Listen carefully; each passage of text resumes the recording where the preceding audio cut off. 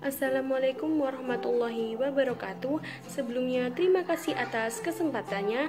Di sini kami dari kelompok 4 akan mempresentasikan hasil kinerja kelompok kami dengan topik account receivable. Sebelumnya, saya akan memperkenalkan anggota dari kelompok 4. Yang pertama ada saya sendiri, Putri Nadifa Tiaranita dengan NIM 2019310563. Dan yang kedua ada Rizka Isdihar dengan NIM 2019310587. Yang ketiga ada Ainah Huda Asmara dengan NIM 2019310624. Yang keempat ada Eka Pratiwi dengan NIM 2019310686. Dan yang terakhir ada Dwita Andrea Arifianti dengan NIM 2019310721.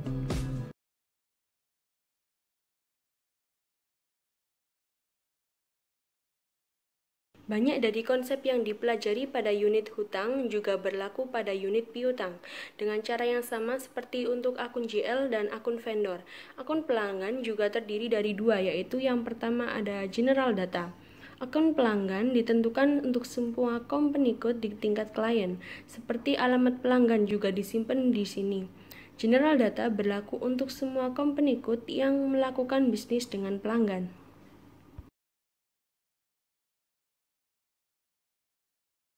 Yang kedua ada company code segment. Posting tidak dapat dibuat ke akun pelanggan untuk company code sampai pengaturan khusus company code telah dibuat. Company code segment berisi tentang informasi yang berkaitan dengan hanya satu company code, seperti sebagai syarat pembayaran yang telah disepakati. Berikut gambar di samping menunjukkan tampilan company code dari master record.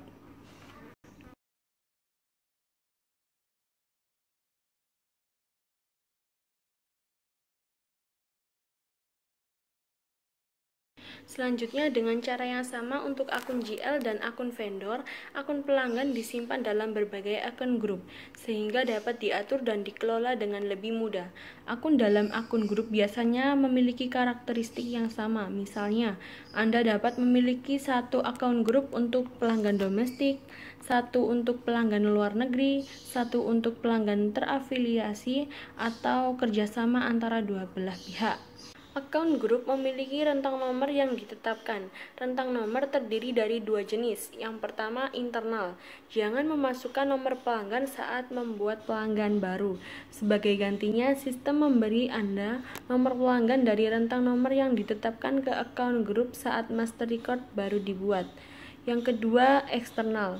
Masukkan nomor pelanggan secara manual saat membuat pelanggan baru. Nomor dapat berupa alfanumerik jika rentang nomor memungkinkan untuk itu. Account group menentukan tata letak semua bagian rekaman master record. Artinya, mereka menentukan bidang mana yang opsional, wajib ditampilkan atau disembunyikan.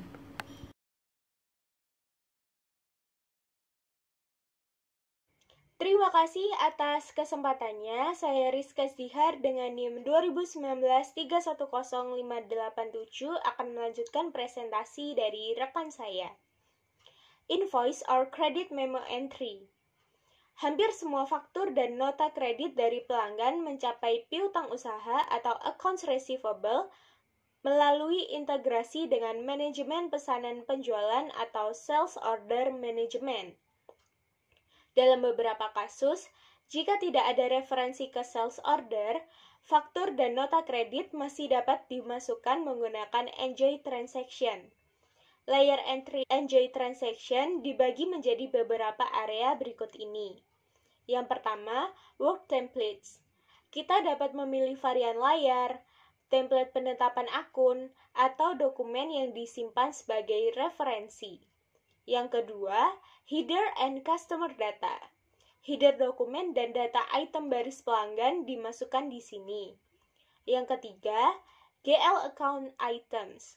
Item baris GL untuk dokumen dimasukkan di sini. Dan yang keempat, Information Area.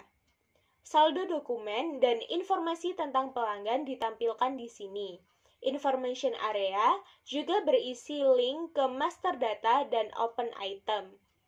Hal ini juga terlihat dalam gambar Enjoy Invoice or Credit Memo Entry. Transaksi ini juga dapat digunakan untuk membuat dokumen dalam mata uang asing. Jumlah mata uang asing diterjemahkan ke dalam mata uang lokal menggunakan nilai tukar yang ditentukan. Gambar di bawah ini menunjukkan Enjoy Customer Invoice Screen.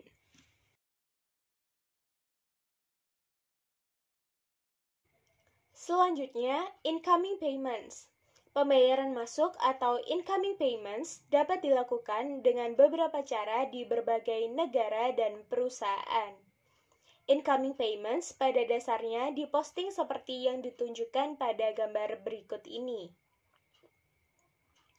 Beberapa hal penting mengenai incoming payments adalah, yang pertama, item akan dibersihkan jika pelanggan melakukan pembayaran open item sesuai dengan jumlah atau diskon yang telah disetujui.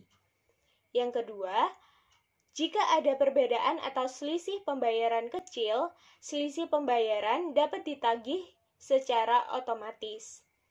Jumlah maksimum yang merupakan perbedaan pembayaran kecil ditentukan dalam pengaturan kelompok toleransi.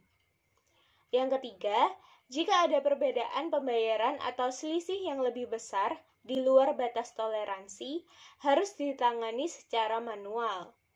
Ada dua metode untuk memposting perbedaan pembayaran ini. Partial payment atau pembayaran sebagian. Item yang dibayar sebagian tersebut tidak dibersihkan atau tidak jelas. Sebuah open item baru dalam jumlah pembayaran dibuat di sisi kredit. Entry kredit ini muncul di atas open item yang telah dibayar dan menunjukkan open item hanya dibayar sebagian. Residual item atau item sisa. Open invoice dibersihkan dan open item baru dengan jumlah sebesar selisih pembayaran dibuat. Gambar di bawah ini menunjukkan proses incoming payment screen.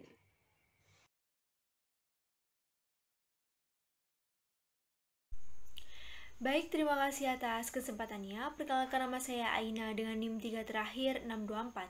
Di sini saya akan melanjutkan presentasi dari rekan saya. Di sini saya akan menjelaskan mengenai dunning function. Sistem SAP memberi alat yang secara otomatis menganalisis semua item yang terbuka dan menghapus item apapun yang terlambat. Sistem menentukan tingkat dunning yang sesuai dengan jumlah tingkatan. Tingkatan dunning menentukan biaya dunning dan bunga yang dibebankan serta teks dunning yang dipilih. Riwayat dunning menyimpan catatan dunning mana pemberitahuan telah dikeluarkan.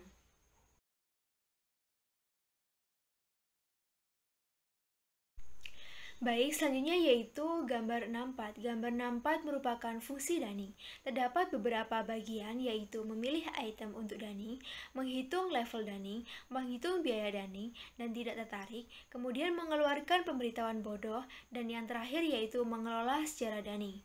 Anda dapat memicu dunning otomatis untuk satu akun atau yang disebut dengan pemberitahuan dunning individu, atau Anda dapat menggunakan atau meminta program dunning melakukan dunning otomatis untuk sejumlah akun yang dipilih. Baik, selanjutnya yaitu gambar 65 merupakan prosedur dunning. Sebagian besar pengaturan untuk dunning dibuat di dunning prosedur. Anda dapat mengakses prosedur dunning langsung dari aplikasi dunning, dikendalikan oleh prosedur dunning. Prosedur dunning harus dimasukkan di setiap akun pelanggan dan atau vendor yang akan disertakan dalam dunning otomatis. Prosedur dunning yang berlaku untuk satu kali pelanggan dimasukkan dalam satu kali transaksi. My SAP ERP Finansial hadir dengan beberapa prosedur dunning standar yang dapat digunakan sebagai template untuk prosedur tambahan.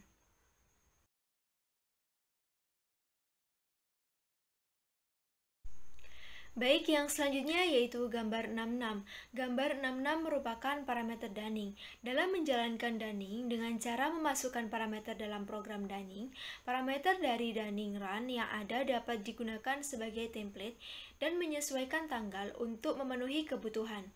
Parameter khas adalah kode perusahaan dan akun yang akan dimasukkan dalam menjalankan dunning. Sekian presentasi dari saya, selanjutnya akan dilanjutkan oleh rekan saya.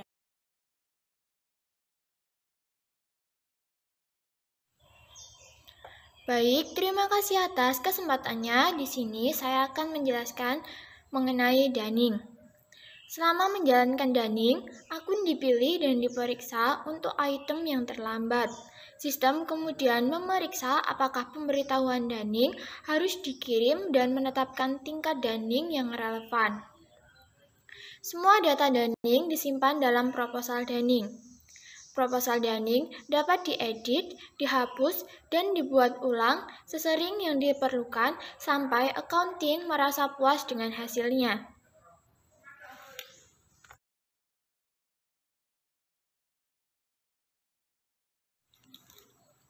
Selanjutnya ada gambar mengubah proposal daning. Proposal daning bukanlah hal yang wajib, oleh karena itu proposal daning dapat dihilangkan. Jika tidak mencetak dengan penjadwalan tidak dipilih, sistem tidak akan menghasilkan proposal. Sebaliknya, itu akan mencetak pemberitahuan daning segera setelah program telah dijalankan. Selanjutnya juga terdapat gambar mencetak pemberitahuan daning. Dalam satu langkah, sistem mencetak pemberitahuan daning dan memperbarui data daning dalam catatan dan dokumen utama, termasuk tanggal dan tingkat daning. Sekian dari saya, selanjutnya akan dijelaskan oleh rekan saya.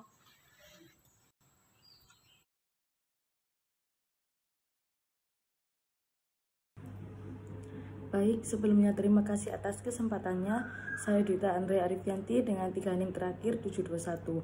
Selanjutnya adalah korespondensi. Korespondensi yang berkaitan dengan bisnis sehari-hari harus diminta terlebih dahulu sebelum dapat dicetak.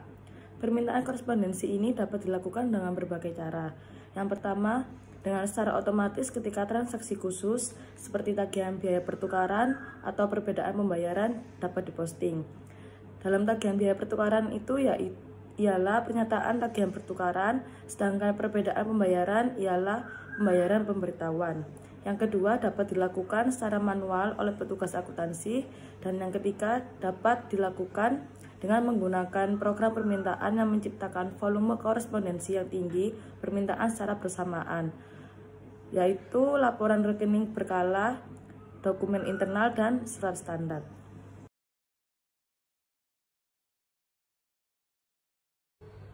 Baik, selanjutnya dalam gambar tersebut yaitu korespondensi yang diminta disimpan dalam tabel permintaan korespondensi dan dapat dicetak melalui program pemicu.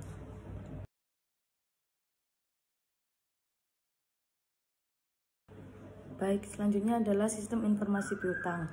Dalam sistem informasi piutang ini memungkinkan Anda untuk melakukan dengan cepat analisis data penting yang sesuai, seperti rincian tanggal jatuh tempo.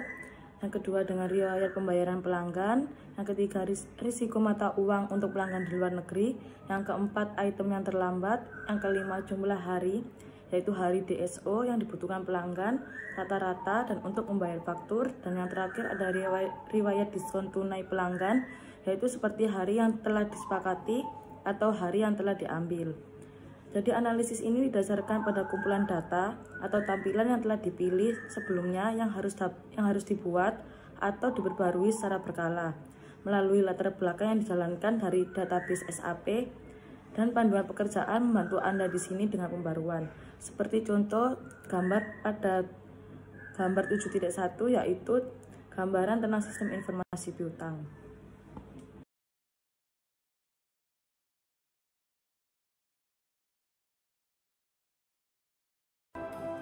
Sekian presentasi dari kelompok 4. Mohon maaf apabila ada kesalahan.